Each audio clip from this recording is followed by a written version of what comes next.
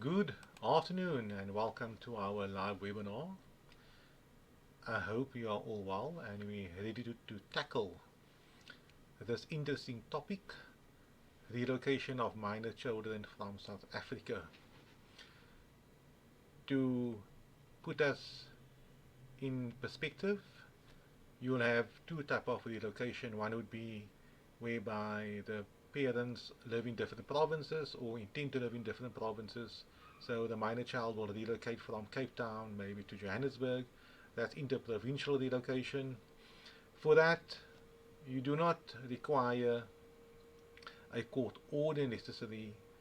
However, when it comes to relocation of minor children overseas, that is where the Children's Act comes into operation and where a court order would be required. Section 18 of the Children's Act. For today's purposes, we're dealing with international relocation and not interprovincial relocation. That topic we can touch upon later on. Okay, again into perspective, relocation of minor children, the scenario would generally apply where both parents have guardianship rights over the minor child, and one parent, usually the primary caregiver of the minor child, wants to relocate to a different country from South Africa. In order for that to happen, both parents' consent is required. Therefore, the parent who remains behind would have to give his or her consent, stipulating, I hereby consent to the minor child, to my minor child, relocating from South Africa to the United States of America, the United Kingdom, wherever it is, but out of South Africa. And without that consent, the parent who is a primary caregiver cannot relocate with a minor child. That parent, of course, is allowed to relocate on his or her own. However, the minor child cannot leave the Republic of South Africa. And here again, we're applying the scenario where both parents are co-guardians of the minor child. That is the introduction. I will touch on it a bit more in detail as we go on. So what is a starting block? The first point you have to determine is whether or not you have guardianship rights over the minor child. That's very important. Okay, you have two parents, a mom and a dad. Moms will always have guardianship rights over the minor child.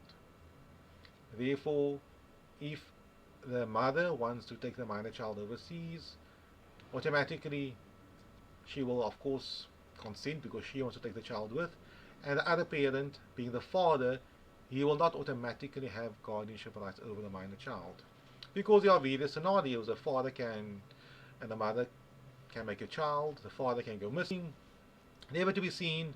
The last time he was in the picture was at the time of conception, and then he went missing. Now that father should not be approached, or the Lord does not expect us to approach that father 10 years down the line and say, Father, you were missing forever, however, please give us consent to go overseas.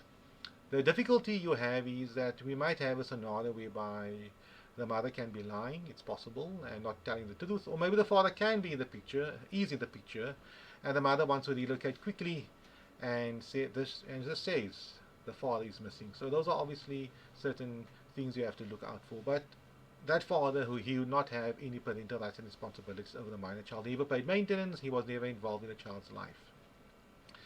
Fathers who are married to the mother, or were married by default unless a court declares otherwise, would have parental rights and responsibilities of guardianship over the minor child. So those fathers are fine. Other fathers who are never married to the mother but are involved in the child's life, or were involved in the child's life, quite actively involved in the child's life. They paid maintenance, they saw the child, or they were involved in the child's life since the birth of the minor child. They were involved in the upbringing, the rearing of the minor child. So those fathers automatically acquires guardianship rights over the minor child. So that's the one scenario. The second scenario, apologies. I think you know where I'm going to. You can have a scenario where a party was never ever involved in the minor child's life, but now wants to be involved in the child's life. that specific parent can approach a court, and the court can assign, the court can confirm that that specific parent has parental rights, responsibilities, or guardianship over the minor child. Or alternatively, that specific parent can actively partake in the minor child's life, be involved in the minor child's life, then automatically guardianship is confirmed. So those are technical scenarios. At the end of the day, the court will have to determine what is in the minor child's best interest. Having said that, and just to touch on that specific point, even if you have guardianship rights over the minor child, the court can take it away if it is not in the minor child's best interest for you to have guardianship rights over the minor child. So let's move on from guardianship. Our scenario, both parents have guardianship. Now mother comes. Mother says, Dad, I've been caring for this minor child since she was born. I remarried. I remarried. My spouse, or possibly a partner if they did not marry, but in our scenario, the spouse relocated or is stationed or works or lives in the United States of America. The mother would like to relocate to the United States with a minor child. The father says, no, I do not want you to relocate with a minor child. I will not be able to see the minor child. You can go on your own. However, the minor child should remain in South Africa and I will care for the minor child. Obviously, that's a bit of a challenge because the mother is a primary caregiver of the minor child. Maybe the father can care for the minor child, but the question is it better for the minor child to remain in South Africa or go to the United States with the mother? That is for the court to decide, not for me in this fictitious example. I'm taking nobody's sides. But for the purposes of this example, the facts are more in favor that the relocation will be in the minor child's best interest.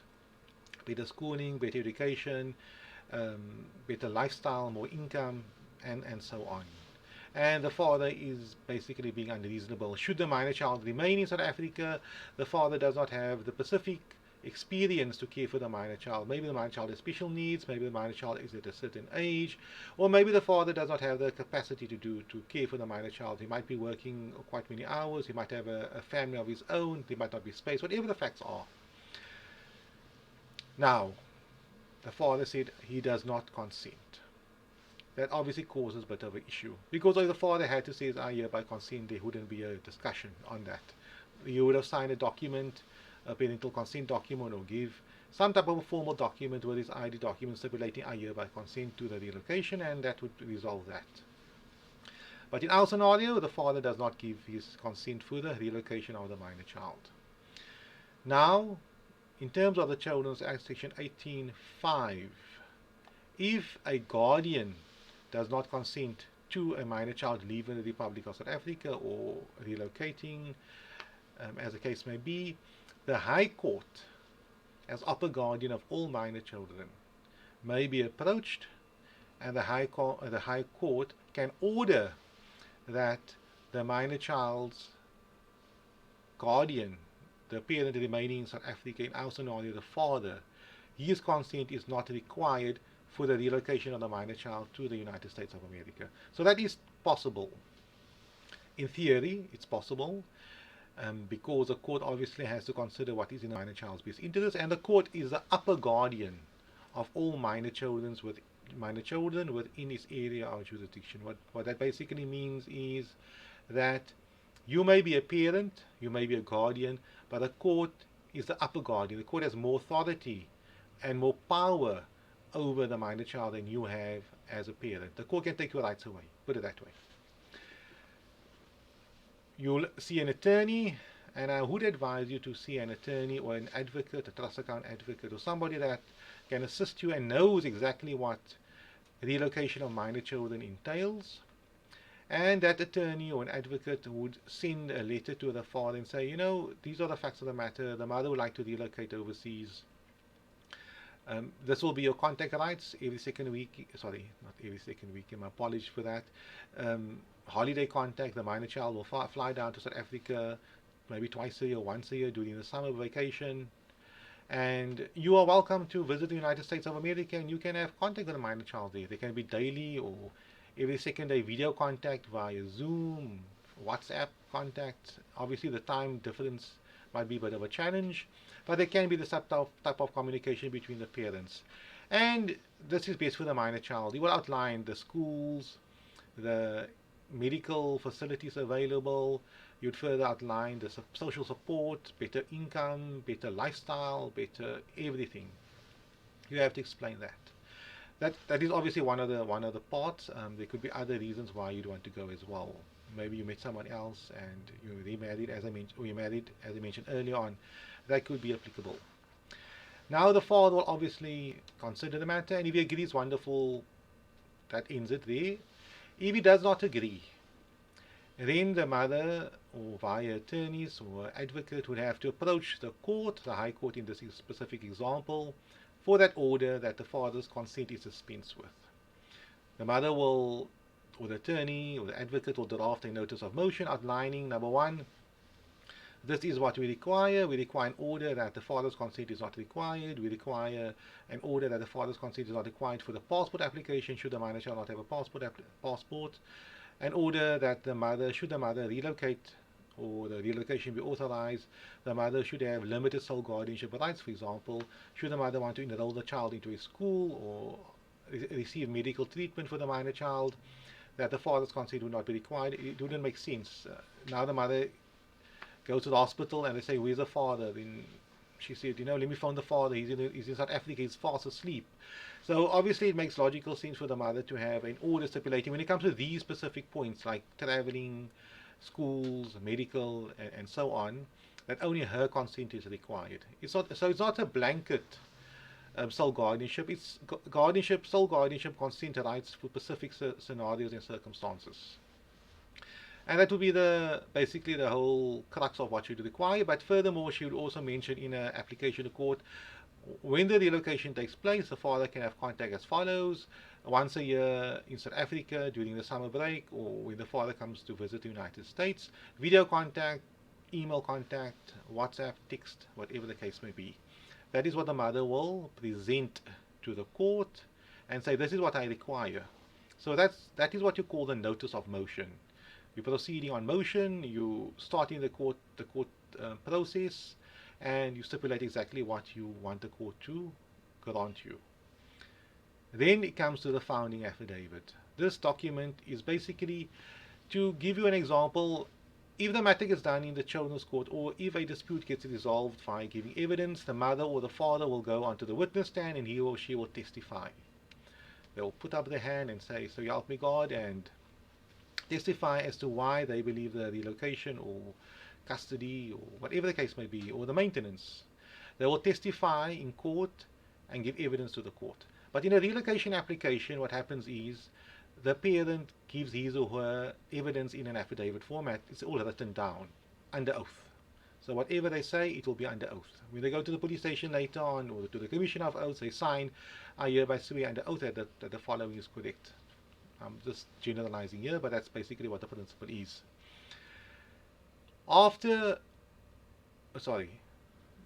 When drafting that affidavit, you need to explain to the court exactly why the court should dispense with the other parent's rights of guardianship in this specific scenario. So you'd have to explain why you want to relocate, what the benefits are of the relocation, why the minor child cannot remain in South Africa and be cared for by the other parent. You'd obviously have to give the court a bit of background information, your relationship with the other parent, how have you come to the specific point, why were you married, were you not married, were you divorced, what are the contact arrangements that was applicable in the past, where are we now at present, the other parent's maintenance obligations, or what that person pays, the parent pays, care and contact arrangements, and so on. So you have to give the court a whole range of information so that the court can be well informed when making a decision regarding whether or not to dispense with the other parent's parental rights of guardianship. But basically you have to explain to the court that the relocation would be in a minor child's best interest. And the most easiest way, or the most logical or the most successful manner would be to say, I am relocating for this specific reason, it's a legitimate reason, it's well thought out, it's bona fide, it's in good faith, I'm going there for a job, life is hard in South Africa, I'm struggling in South Africa, I'm not getting adequate maintenance because other parents cannot afford to give me more maintenance. I would like to have the minor child enrolled to a better school. The minor child requires this specific things. I have a once in a lifetime opportunity to go overseas and live a better life, or I can further my career, whatever the case may be. So it's well thought. And I'm the primary caregiver. Why should I remain in South Africa just because the other parent does not want me to develop. But the other parent can go on with his or her life and do whatever he or she wants, but I must be stuck here in South Africa. Crime is less in the other country, the opportunities are more, and so on. So that is what you do, promote or argue in the documentation. That's what you present. After you've done that and you've explained everything, so whatever's in a notice of motion regarding the passport application, you have to explain that you require the passport, why you require it, and so on. Of course, it's logical, but you have to explain that. You have to say that I've requested from the other party does not want to give consent, and therefore I have to apply. The visa application, whatever the case may be. Care and contact, why you say care and contact should be the following after the relocation. What type of contact rights should the other parent have? And why you require sole guardianship rights regarding certain aspects. For example, would you be able to get hold of the other parent? If you are relocating from one country to a neighboring country, then it might not be much of a problem. But if you are relocating to a total different continent, it might be more of a problem in the future. So therefore, you might want to explain to the court why you require sole guardianship rights regarding certain aspects of the minor child's life. If you have complete sole guardianship rights, the complete blanket one, not limited sole guardianship rights, then you cannot have the child adopted and you can do whatever you want to, but obviously we want to limit that from happening. Therefore, we're only stipulating specific circumstances where that is concerned. That is your founding affidavit. That is where you explain to the court exactly what you want. That document will be issued at court, the notice of motion, it will be issued at court, photocopies be made, served on the family advocate, and of course served upon the other parent. The other parent would receive a copy of this application. The other parent would have to go through that, maybe with an attorney or an advocate, and respond to that and say, you know what, I agree to the following, I agree to A, B, C, and D. I agree to that is 100% correct. The child was born. I did have the following contact. The child goes to that school, all those things. Relocation might be a good idea. However, I disagree that relocation would be in a minor child's best interest. And these are the reasons why. C, D, E, F. These are the reasons why I believe relocation would not be in a minor child's best interest. And he or she would explain that and present that to the court and come maybe with alternatives that the minor child should remain in South Africa. You as an applicant, in our scenario the mother, would have a chance to respond to the father's allegation. So you might say, for example, I agree to D and E, but F I disagree with completely. And you would obviously argue if. You will explain that it does not make sense for the minor child to be cared for by the father in South Africa because of these specific reasons. The court would now obviously ultimately have all the information before it. What sometimes happens, and which I advise you, is to have the Office of the Family Advocate involved as well. Sometimes they're required to be ordered to do an investigation. Sometimes they do it on their own. It depends upon the court and the circumstances and how you as a litigant engages with the Office of the Family Advocate. If the family advocate is involved in the matter, they would consult with the parents, they would consult with the father, with the mother, they would consult with the minor child, they would consult with collaterals, they would do their own investigation, and they might come to a conclusion that the relocation is a good idea, it's a bad idea. But whatever their conclusion is, they would obviously provide reasons for that, based upon the investigation. Now that is completed. Now you obtain a court date. You'll be in front of a judge, you're an attorney or your advocate, or you yourself as well, depending upon if you are making use of legal representation. You argue this matter before the court. You are armed with your application, you have responses to the other party's information, you have the family advocacy report. It might be in your favor, might not be in your favor, but that's the facts of the matter, and you argue before the court. The judge, of course, as upper guardian of all minor children within his area of jurisdiction, will have to make his or her own assessment on the matter, but be guided by the expert, the family advocate, and obviously be guided by your argument. Does not mean he has to agree to that or she has to agree to that. Once the court listened to everybody involved, the court would obviously make a ruling, and the ruling could either be the court grants the relocation with these conditions, care and contact conditions. The court might amend what you wanted. So you might have wanted A, B, C, and D. The court saying, you know what, this doesn't make sense based upon what the family advocate said or based upon what the other parents said. I'm actually allowing holiday contact to be paid for by this parent or paid for by that parent, for argument's sake. And then the court would have to now, okay, the court would now, obviously my scenario, make an order, so authorizes the relocation and authorize the application of the minor child's passport. If the application is unsuccessful, let's say the court says, you know what, I've listened to both parties, I've read the documentation, I've listened to the family advocate. The family advocate says the relocation is not a good idea, the mother doesn't have a job that side, she's going there on a whim, there's no guarantee that the child would be in a good school, the child would be looked after, and at the same time the child can be cared for in South Africa. The child is 17 years old, the child does not also want to relocate to the United States of America, the child is in matric next year, going to the United States is not a good idea for the minor child, and the child first needs to finish school, and once the child is 18 years old, the child can go overseas. If that is the case and the court agrees to that, the court will dismiss your application. And it's possible, if the court does dismiss your application, you might have to pay the legal costs of the other party. But that's a different topic for a different day. So there it is. That's how a relocation matter gets dealt with. And that's how it works. Basically, the bottom line is the court will make a decision, an order, based upon what is in the minor child's best interest. I hope this was useful, and I hope to see you online again soon.